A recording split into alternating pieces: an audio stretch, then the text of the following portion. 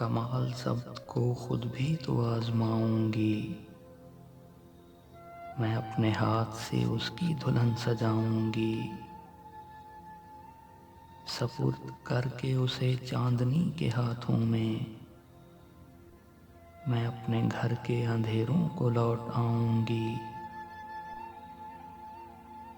बदन के कर्व को वो भी समझ न पाएगा। मैं दिल में रोऊंगी, आंखों में मुस्कुराऊंगी। वो क्या गया कि रफाकत के सारे लुत्फ गए।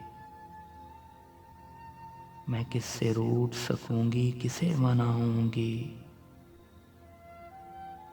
अब उसका फन तो किसी और से हुआ मंसूब। मैं किसकी नज्म अकेले में गुनगुनाऊंगी। वो एक रिश्ता बेनाम भी नहीं, लेकिन मैं अब भी उसके इशारों पे सर झुकाऊंगी। समाअतों में घने जंगलों की सांसें हैं।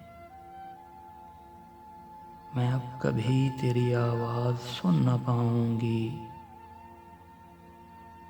जवाब ढूंढ रहा था नई मोहब्बत का। वो कह रहा था कि मैं उसको भूल जाऊंगी।